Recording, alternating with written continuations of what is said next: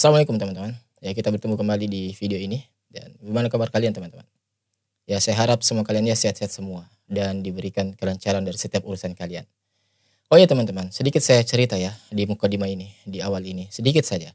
Bahwa semalam itu saya mendapatkan sebuah pesan dari teman saya ya, di mana beliau ini seorang ustadz, ya pendiri dari Pondok Tahfiz Quran, ya gratis bagi semua santrinya. Yang dimana beliau ini mendapatkan tindakan kurang menyenangkan semalam teman-teman. Ya dimana ada oknum ya, oknum dari Kristen. Karena kenapa saya katakan Kristen? Karena orang tersebut yang mengaku bahwa saya ini dari Kristen. Ya dimana beliau ini, teman saya ini, seorang ustadz ini ya, pemilik pondok ini, itu hampir dikeroyok. Ya hampir dikeroyok. Ya karena memang ya teman-teman, letak dari pondok beliau ini, dan sedikit informasi teman-teman, beliau ini merupakan pendiri dari Pondok Tahfiz gratis, di mana sudah memiliki cabang puluhan ya, bahkan hampir ratusan cabang di seluruh Indonesia. Dan yang terjadi pada masalah kali ini itu di pondok beliau di sekitaran wilayah Jabodetabek. Ya di mana kalau dari wilayah tersebut kebetulan ya berada di tempat yang notabene di situ Kristen mayoritas dan Islam itu minoritas. Artinya ya saya sayangkan teman-teman ya, karena ya saya tahu ya bahwa umat Kristen itu sebenarnya baik dan cinta kedamaian. Mereka itu diajar tentang kasih sayang. Cuman hanya oknum ini saja yang tidak berotak ya saya katakan ya. Sebab kenapa itu tadi ya, tanpa jelas, tanpa alasan yang jelas, tiba-tiba mereka ini datang bergerombolan, datang menemui teman saya ya, seorang pemilik pondok ini, dan hampir mengeroyok teman-teman. Ya. Jadi poinnya di sini bahwa ya itulah. Ya, kemana rasa toleransi yang digembur-gemburkan selama ini? Ya, mana toleransi kalian? Ya, saya bertanya kepada oknum ini. Ya, dan terkhusus kepada yang baju merah ini. Ya, ada ya jaket merah pada saat itu, ada videonya. Kami simpan. Ya, kami simpan untuk sementara karena ya alhamdulillah akhirnya kasus ini berakhir damai teman-teman. Cuman yang saya sayangkan dari beberapa oknum itu yang melakukan tindakan yang tidak menyenangkan itu ya, itu sampai sekarang cenderung menghilang, bahkan belum minta maaf ya. Dan ini yang saya pertanyakan ya, kemana rasa toleransi Anda ya? Teman saya tidak melakukan apa-apa di situ ya, beliau hanya parkir mobil di depan rumahnya, kalian datang rame-rame ke rumahnya, gedor-gedor pintunya, bahkan hampir mengeroyoknya. Coba ya, dari sini kan teman-teman Anda bisa menilai ya bahwa perbuatan ini tuh apa ya, bagaimana ya. Jadi selama ini kesan toleransi itu mana ya buat kalian ya oknum ini? Mana? Dan teman-teman ya, bisa saja teman saya itu pada saat itu bisa melakukan suatu protection ya, atau perlawanan diri. Tetapi ya sudah terbaca teman-teman pergerakan orang oknum ini. Ya ketika teman saya melakukan suatu perlawanan, ya maka itu akan menjadi sebuah alasan mereka untuk mengeroyok teman saya. Sehingga apa? Ya akan di-framing bahwa yang jenggotan ya teman saya ini, yang cingkrangan ini memulai duluan. Ya padahal tidak demikian teman-teman. Ya, itu adalah disinilah pentingnya kita ini memiliki pengontrolan diri. Ketika kita dihadapi dengan situasi seperti ini, tetap tenang teman-teman. Ya tetap tenang. Ya sambil kita berusaha berdoa kepada Allah Subhanahu Wa Taala dan percayakan hal ini kepada ya pihak keamanan setempat. Terkhusus di sini adalah pihak kepolisian. Jadi ya, ayolah. Ya mari kita aplikasikan, tidak hanya sekedar diucapkan saja, tidak hanya sekedar koar-koar saja. Ayo toleransi, tetapi pengaplikasiannya lebih besar. Ya. Ya semoga hal ini tidak terjadi lagi ya dimanapun. Baik itu dari kelompok manapun, ya ormas manapun, bahkan dari agama manapun. Semoga tidak terjadi hal seperti ini. Ya, kita masuk ke pembahasan teman-teman, di mana kali ini kita masih membahas tentang Imam Besar Masjid Istiqlal. Di mana ada video terbaru ini teman-teman tentang tanggapan Buya Yahya ya, Masya Allah, seorang ulama fakih ya, ulama yang memiliki ilmu yang besar ini, ternyata juga menyoroti tentang kejadian ini, tentang fenomena toleransi lebay ini yang dilakukan oleh oknum-oknum di Masjid Istiqlal itu kepada Paus Fransiskus, sampai dibacakan kitab Bible juga di situ ya, sampai dicium-cium tangannya, cium keningnya. Yang kemudian semua ini menjadi kontroversi ya, karena memang ada kebijakan-kebijakan dari pemerintah ya, kemudian kebijakan dari Imam Besar Masjid Istiqlal yang membuat kaum muslimin ini resah teman-teman. Coba bayangkan ya, demi acara Paus Fransiskus sampai-sampai ada kebijakan di media itu azan ditiadakan. Padahal biasanya ada ya azan maghrib, biasanya ada di televisi, tetapi ditiadakan demi berjalannya acara misa dari Paus Fransiskus itu. Padahal mayoritas penduduk Indonesia ini ya mereka ini muslim Ya untuk apa disuguhi dengan tontonan yang seperti itu coba. Ya padahal kalau umat Kristen mau melihat acara Paus Fransiskus secara live, itu kan bisa menggunakan media lain seperti YouTube. Ya tanpa jeda mereka bisa. Ataupun ya bisa saja ditampilkan di televisi tanpa harus menghilangkan azan kan bisa. Ya kalau memang masuk waktu azan ya tampilin aja tuh azan. Kan paling beberapa menit tuh. Setelah itu ya kembali ke acara kalian. Nggak ada masalah. Cuman kenapa kemudian ini azan ini yang saya rasa bukan menjadi suatu hal yang perlu dipermasalahkan kok sampai dihilangkan, sampai diganti running text. Jadi atas semua dasar kasus-kasus ini, atas semua permasalahan ini membuat umat ini bertanya-tanya, kok kenapa bisa seperti itu? Kok sampai sebegitunya? Terlebih lagi kunjungan Pak Fransiskus ini ya disambut dengan sedemikian rupa. Ya dengan mulia, dengan mesra. Bahkan ada yang sampai cium-cium tangannya. Ada yang sampai cium keningnya. Bahkan ada wanita muslimah hijab ya sampai nangis-nangis tuh. Karena bisa bertemu dengan Paus Fransiskus. Ya padahal itu adalah tokoh dari orang-orang yang bukan muslim. Ya kemudian ketika Paus datang ke Masjid Istiqlal disambut dengan terbangan. Ya kemudian dibuatkan lagu khusus untuk menyambut Paus Fransiskus. Ya pokoknya semua ini teman-teman. Ya toleransi-toleransi yang dicerminkan oleh mereka ini terkesannya sangat lebay. Paus itu diperlakukan dengan sedemikian rupa dengan mulianya. Bahkan sampai dicium-cium keningnya. Dengan alasan itu adalah toleransi. Ya kemudian mempererat hubungan antar umat beragama. Padahal sementara di sisi lain ya justru malah memperkeruh suasana di kalangan umat Islam. Ya jadi mereka rukun dengan orang kafir, tetapi sesama Islam malah terjadi perselisihan yang banyak. Ya kajian dibubarkan, ulama dipersekusi, ya kajian sunnah dihalang-halangi. Dan inilah yang kemudian ya teman-teman mengundang komentar dari Buya Yahya. Ya, kami mendapatkan sebuah video dari channel Nuansa Islam. Ya, di sana diberikan judul Rezim Undang Paus Fransiskus Keras Peringatan Buya Yahya soal ini. Ya coba teman-teman kita simak bagaimana video komentar dari Buya Yahya terkait permasalahan ini. Kan sebuah ketidakcerdasan kalau kita berdamai dengan orang luar, kita berantem di rumah tangga kita. Sebuah ketidakcerdasan teman-teman ya ketika kita berdamai orang luar sementara di rumah tangga Artinya kita. seorang pemimpin agama atau seorang tokoh itu di saat ingin menyampaikan sesuatu dipikirkan kembalinya kepada keluargaku seperti apa sih. Nah, ini teman-teman. Kankah aku berkeinginan menjalin hubungan baik dengan orang di luar, tapi jangan sampai ada keluargaku yang sakit. Ya, artinya prioritas utama terlebih dahulu keluarga kita sendiri, baru kita orang luar. Ya bukan berarti ketika kita memprioritaskan keluarga sendiri, lantas kita tidak urusin atau kita nafikan yang di luar. Enggak ya, tetap kita rangkul mereka. Tetapi kita prioritas utama. Kan ada namanya fikih prioritas teman-teman. Ya, ya itu makanya tadi masuk konsep al-wala wal bara itu tadi. Tersakiti. Sekarang ada orang bisa mesra dengan agama lain, tapi dengan agamanya sendiri nggak baik. Berarti salah orang ini. Salah teman-teman. Kata Buya Yahya berarti salah sikap seperti ini. Ya, Buya Yahya loh ini yang ngomong, masya Allah.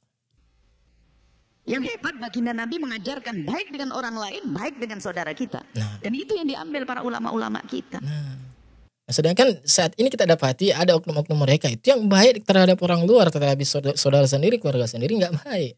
Ya lalu mereka mengaku paling cinta pada Rasulullah SAW, tetapi output ataupun aplikasinya nol besar. Kalau seandainya kita tidak mengucapkan selamat hari Natal kepada saudara tetangga saya Nasrani, dia tidak marah dengan saya. Ya. Termasuk agama apapun, nggak ada marah dengan saya. Nggak ada.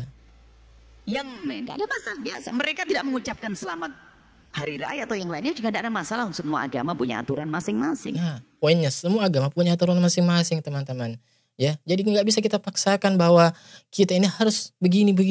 Enggak, semua agama itu ada aturan masing-masing. Ada berapa kali saya sampaikan, ada SOP kalau istilahnya kita di dunia kerja ya, di dunia perusahaan itu ada SOP ya, standar operasional prosedur.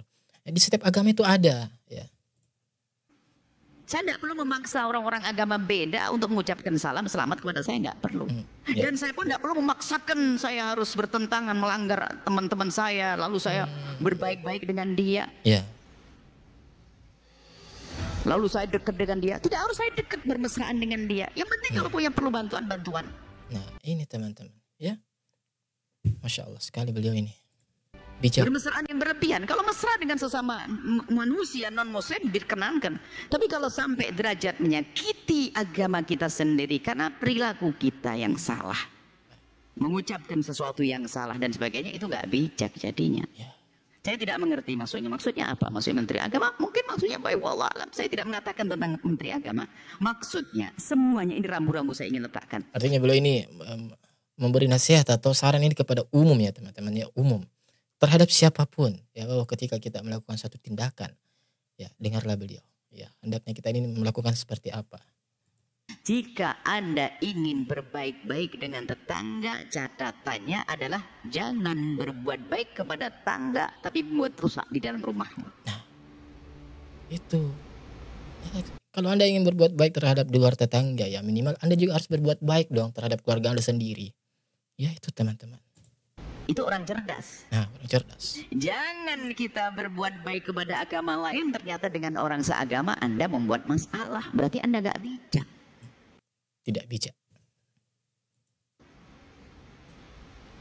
Bukankah sebaik-baik orang ngambil ikan tuh yang airnya nggak usah keruh? Nah, Bagaimana Anda, kehebatan Anda, mungkin Anda sebagai seorang presiden, seorang menteri agama, seorang tokoh, seorang apa, Anda bisa menjalin hubungan baik dengan sesama tanpa buat keruh di dalam agama sendiri. Itu baru istimewa. nah, Dan itu yang dilakukan oleh pendahulu-pendahulu yang hebat. betul, betul. Saya setuju Bu ya. Dari para imam-imam kita, mereka bisa baik dengan agama manapun. Ya. Kalau tahu kisah bagaimana penaklukan Ini Muhammad teriak-teriak toleransi, kasih sayang, tetapi sesama agama sendiri kajian dibubarin. Gimana coba? Ya, aneh. Tetap saja indah, tapi tidak menyakiti agama yang seagama.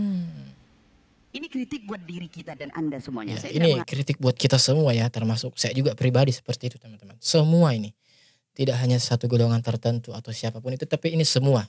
Ya, Masya Allah beliau, Bu Yayah. Ya. Katakan kepada Menteri Agama dan sebagainya, Anda ini rumusnya begitu. Jangan Anda mesra-mesra dengan agama lain, orang lain, tapi dengan agama kita ternyata kita bikin keruh, bikin masalah. Betul. Berarti tidak bijak, menjadi sebab pertentangan. Iya. Alangkah banyaknya dari kalimat yang kita ucapkan, mungkin tujuannya baik karena kurang kecerdasan sehingga di rumah kita jadi berantakan. Lah apakah ini menjadi sebuah kebaikan? Biarpun tujuannya baik menjadi tidak baik karena membuat keresahan. Iya. Iya, iya. Kami berdoa Betul teman ya. Masya Allah. kepada siapa? Kami mohon kepada Allah semoga siapapun yang ngurusi negara ini diberi oleh Allah kebijakan sehingga Amin ya Allah. Amin. apapun yang diungkapkan tidak menjadi sebab kegelisahan dan sebagainya. Amin ya Allah. Adapun waktu ada orang mengucapkan selamat seperti itu ya, kita tidak tahu tujuannya apa. Apakah memang Islam ini sudah betul-betul menurutnya itu adalah sangat jelek sehingga harus berbahasa basi seperti itu atau Nah, setuju Bu ya. Ya seperti itu, Masya Allah. bagaimana? Atau memang ada yang dilihat sendiri, wallah alam bisawab. Yang jelas Islam sudah jelas rambu-rambunya.